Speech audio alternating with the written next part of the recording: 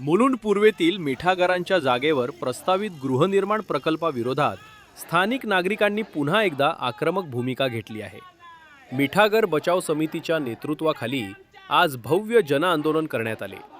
पर्यावरणीय संतुलन, पूर नियंत्रण आणि मुलुंडच्या पायाभूत सुविधांवर होणाऱ्या परिणामांच्या मुद्द्यावरून नागरिकांनी सरकारच्या प्रस्तावाला तीव्र विरोध दर्शवला।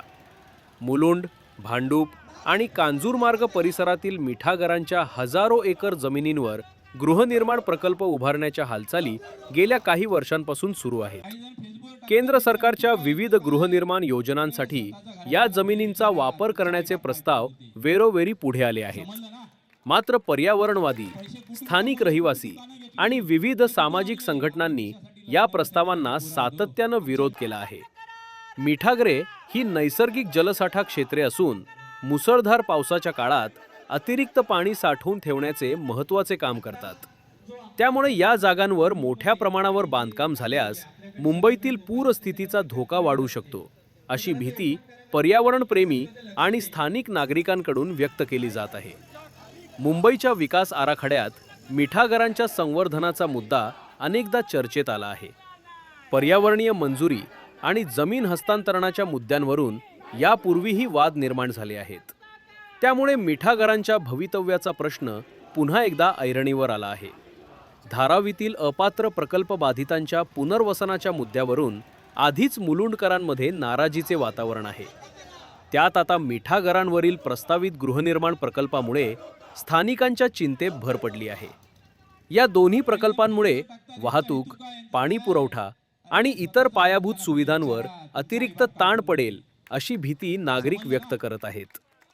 यावेळी आंदोलनकर्त्यांनी मिठागर वाचवा, मुलुंड वाचवा अशा घोषणा देत सरकारने हा प्रस्ताव तात्काळ मागे घ्यावा अशी मागणी केली।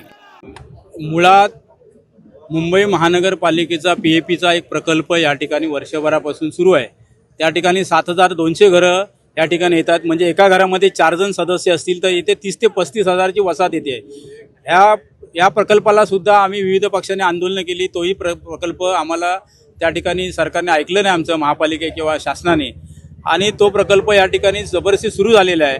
एवढी मुंबईतली सगळी जी बाधितची घरं आहेत प्रकल्पातली, ते सगळे 7200 घरं एकत्र दिली। ते 100-200 घरं असते तर आम्ही समजू शकलो असतो, पण इथे 30 ते 35 हजाराचा आधीच सुरुवात झालेली आहे। आणि आता लगेच लागून मुंबई आपल्या ह्या मिठागरांची 58 एकर जागा आहे। ह्या जागेवरती सुद्धा धारावीचा पुनर्वसन प्रकल्पाच्या नावाखाली या ठिकाणी अपत्रांना घरं देणार, त्यामुळे मुलुंडकरांमध्ये चीड आहे। आणि त्यामुळे आम्ही कुठेतरी विविध पक्षातली लोक एकत्र आलो। आम्ही एकत्र येऊन कुठला झेंडा न घेता म्हटलं चला मुलुंडची मिठागरे बचाव समिती आम्ही स्थापन केली। त्या ठिकाणी रमेश धामनकर आहेत, विलास माने साहेब आहेत, विनोद गायकवाड आहेत, आमचे दीपक सावंत आहेत, कैलास पाटील, विविध पक्षातली लोक आम्ही सगळे एकत्र झालेलो आहेत।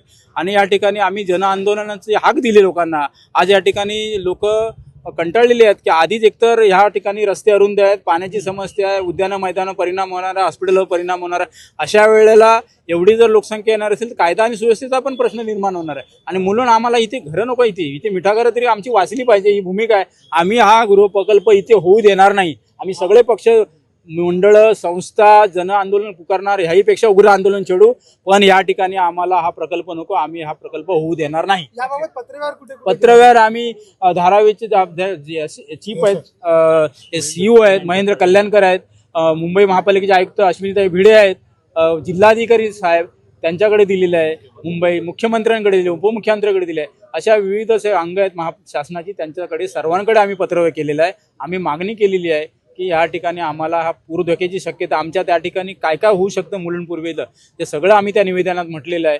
आणि पूर धोक्याची शक्यता म्हटलेलं आहे, हे सगळं पाणी आमच्या मुलुंड पूर्वेमध्ये शिरेल, याचा धोका निर्माण होईल, आणि म्हणून आम्हाला हा या ठिकाणी गृहप्रकल्प नको। जनआंदोलनाचा परिणाम न झाल्यास पुढचं पाऊल काय असणार समितीचं? ना मी तर आता आज सर्वांना जाहीर केलं, या सत्ताधाऱ्यांना मतदानच करू नका। त्या दिवशी यांची सत्ता जाईल त्या दिवशी त्यांना सगळ्यांना आठवण होईल, वठणीवर येतील। त्यामुळे मतदानावर बहिष्कार घाला। हे सारखे यांना 10 वर्ष आता संधी दिली आहे। या मुलुंडच्या विधानसभेमध्ये आमदार सुद्धा 10 वर्षे गेली त्यांच्या पक्षाचे आहेत, सत्ताधारी पक्षाचे आहेत, नगरसेवक 6च्या 6 त्यांच्या पक्षाचे आहेत। मुलुंडकरांना आज मी पटवून दिलेलं आहे की तुम्ही यांना 10 वर्ष संधी दिली तरी सुद्धा तुमच्या डोक्यावरती 7200 PAPची घरं येत आहेत, या बाजूला 1.5 लाखाची ह्या वसाहती येत आहेत, मग तुम्हाला गृहीत धरलं जात आहे का? म्हणजे प्रकल्प कोणी चालू केला तर उद्धव ठाकरेंनी चालू केला, कोणी केला तर ठाकरेंनी चालू केला. म्हणजे दिशाभूल करायची लोकांची, त्यांच्यावर ढकलायचं. अरे मग तुम्ही शासनामध्ये सत्तेमध्ये आहात, तुम्ही रद्द करा ना, तुम्ही रद्द करा, तुम्ही लोकांना दिलासा द्या. कशाला आमच्या डोक्यावर सगळे प्रकल्प मुलुंडमध्ये आणताय? आणि ही मागणी आमची. आणि मुलुंडकर आता मुलुंडकर चिडलेले आहेत, मुलुंडकरांना आम्ही पटवून दिलेलं आहे, मुलुंडकरांना समजावलेलं आहे. त्यामुळे जोपर्यंत येणाऱ्या सगळ्या निवडणुकीला यांचा मतदानाच्या माध्यमातून राग येईल त्याच वेळेला समजेल.